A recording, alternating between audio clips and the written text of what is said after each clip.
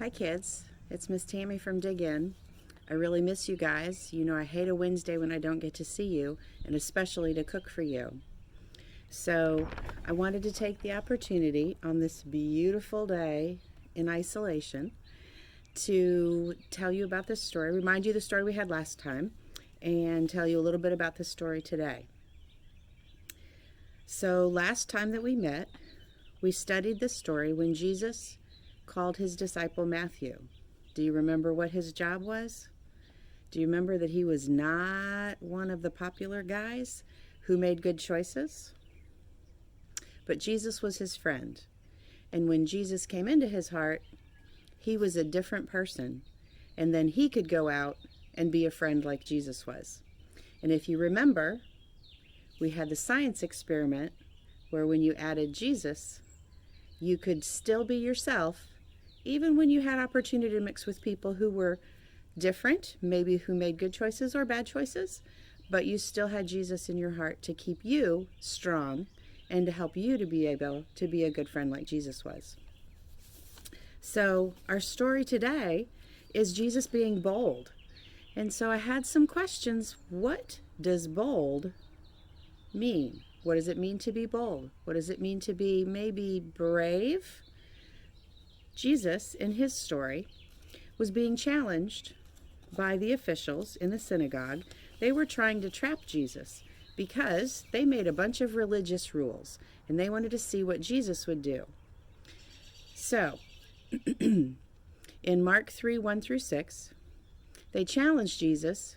Here is a man who is sick, who needs healing, but it was on a Sabbath day. And would Jesus do that or not?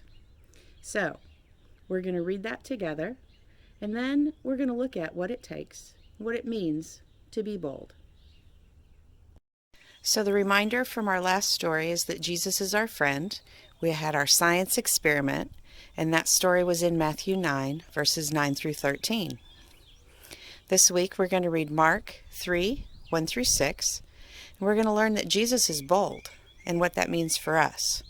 And our verse for the 2 weeks was Proverbs 17:17. A friend is always loyal, and a brother is born to help in time of need.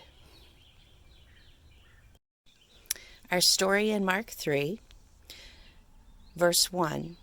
Another time he went into the synagogue, and a man with a shriveled hand was there. Some of them were looking for a reason to accuse Jesus, so they watched him closely to see if he would heal him on the Sabbath. Jesus said to the man with the shriveled hand, "Stand up in front of everyone." Then Jesus asked them, "Which is lawful on the Sabbath, to do good or to do evil, to save a life or to kill?" But they remained silent. He looked around at them in anger and was deeply distressed at their stubborn hearts and said to the man, "Stretch out your hand." He stretched it out, and his hand was completely restored. Then the Pharisees went out and began to plot with the Herodians how they might kill Jesus. I kind of think they missed the point. What do you think? So how bold was it for Jesus to stand up in front of the Sanhedrin on the Sabbath and the Pharisees and tell them what was the truth, that they needed to put God's rules ahead of their man rules about religion? I would never free climb. I am scared to death of skiing down a mountain. And who would eat all of those hot dogs? Maybe a marathon? A bungee jump? All of these things might seem bold and brave, or take courage, or take a certain amount of spirit. What do you think? Maybe it would be more courageous or brave for you to go up on stage and be in a play or a musical, or to stand up in front of people, or to ride a roller coaster. All of these things are things that maybe take courage or bravery. Some things for different people come easy. Some things are more hard. But Jesus calls us all to be brave when we have the right intent and the right motive behind it. Jesus knew that man needed healing, and he was going to heal him. Maybe we're challenged to stand up if someone's being bullied, or to share, or even just to be kind and smile to someone maybe who hasn't had a smile or kindness for a while. These things are bold and take action. But what I was thinking lately, the situation that we're in, maybe our bravery and our boldness is going to look a little different when we're studying at home, maybe with our parents, when we feel like we're looking out on life happening outside of us. Or maybe when life looks a little different when we're at home and we have to do chores or help out on things that we didn't normally have to. Being brave and being bold can look different. And these days it maybe looks like doing nothing, but with a happy, thankful heart and a good spirit. So we need to be bold like Jesus is bold. And that looks different to all of us. Each one of us will have a different challenge. And some boldness comes easy, some boldness is harder. But as long as you have Jesus inside, you can do it. So now, be bold, be courageous, and be strong, maybe while you're alone. I love you guys. I do have a special, I hope, treat for you. I didn't get to cook for you, but what I did was make a video to share one of my favorite cooking things, my big green egg. Have you heard me talk about it? So, I hope you enjoy watching and learning a little bit about my big green egg. And next week, we'll have an opportunity maybe that we can cook together. That's my goal. I love you guys. I'm praying for you guys. And I know that I will see you soon.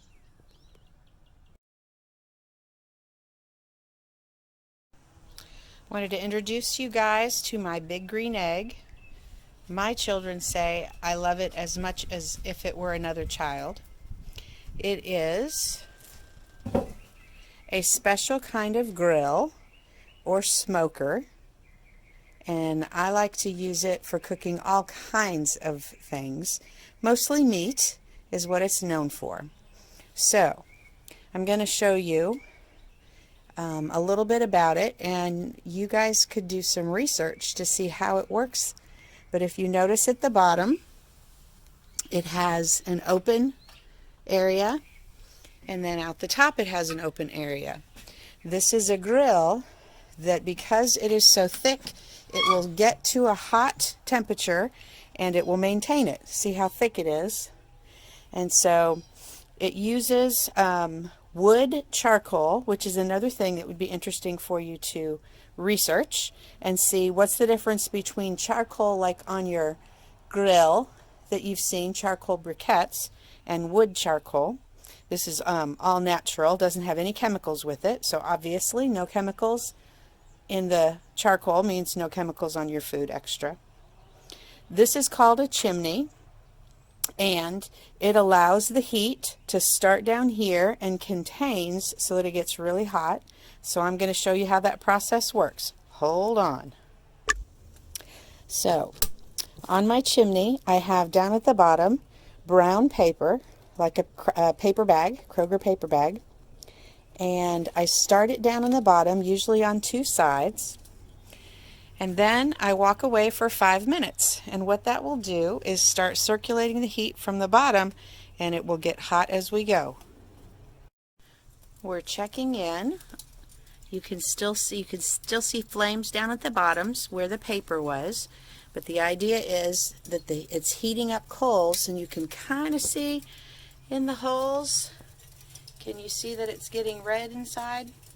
So it's going to heat up all of the charcoal up to here, and we'll see the red from the top, and then it'll be hot enough in these coals to spread all the way around. Alright, it's been another couple of minutes. It hasn't quite been 5. Usually I leave it go 5 minutes. I don't know if you can see, but the red coals are now creeping up there. I see them in the second hole. So after about 5 minutes, we'll be able to see the heat coming all the way up, and we'd be able to see it through here. Can you hear it crackling?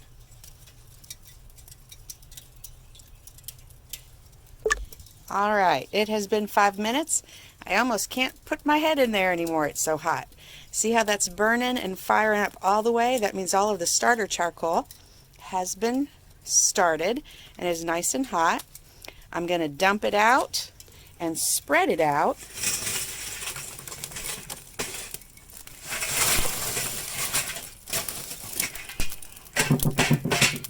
All right, dumping it out.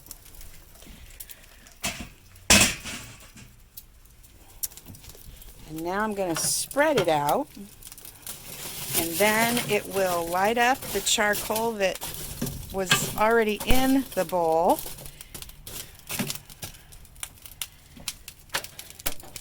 And get it hot and ready for our burgers, which is what I'm making today. As long as I leave this wide open and this wide open, then the airflow going through is going to make my fire hotter and hotter. Right now you can see, wow, it's already starting to climb, isn't it? All right, I just went in to check on my meat and came back, and look how hot our grill is. Now, what we're going to find is, if you do your research, I put a lid on top of it, and it has holes and it has vent holes. When you stop the airflow or reduce the airflow through the big green egg, we're going to watch the temperature drop. So I closed my bottom vent. I covered up my top vent and only has a few holes. And now we'll see what that does to the temperature. It's already going down. So what does that tell you about airflow and fire? I need to get this down to about 400 before I can put my food on it. Alright, my grill came to 350 when I closed things up. It's a little cooler than I wanted, so I'm going to open up my vent a little bit here, make a little bit bigger hole. Make sure those are open, and we'll see. And I'm going to open this up just a little bit more, and we'll see if the increased airflow will increase my temperature.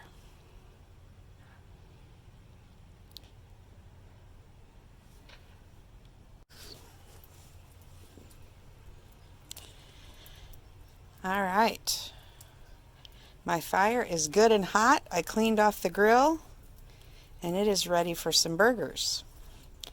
I made Mr. Donnie some ground sirloin burgers, and I made myself some turkey burgers. We'll put those on and cook them up. All right, we've been about 5 or 6 minutes on this side. I'm going to see about flipping these burgers. Here's Mr. Donnie's. He likes his well done. I like mine less well done. So, can you tell where I want to keep Mr. Donnie's and why I moved mine a little bit farther out? You can see that it's hotter in the center, not quite as hot on the outer rims because the red, although this fire's looking pretty good, it's pretty white out there. I'm going to have to watch him real close to get his well done but not burnt, and to get mine finished but not too dried out.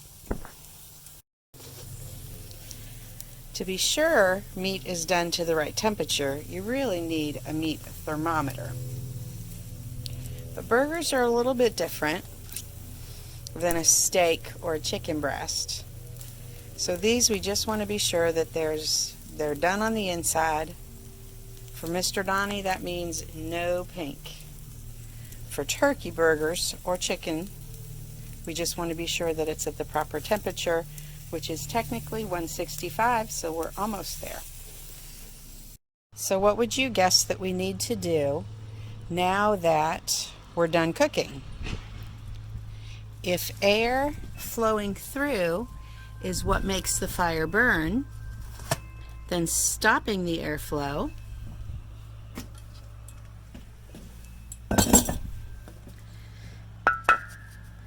is what will stop and turn it off.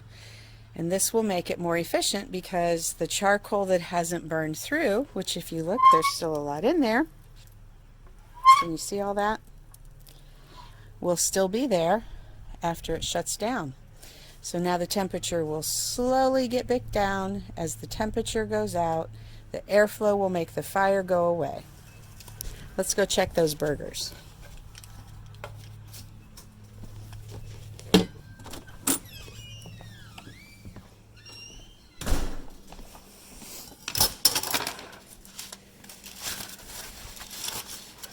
With meat, you always need to leave it rest. You'll see I did cut into Mr. Donnie's to make sure there's no pink in there. And those burgers look yum.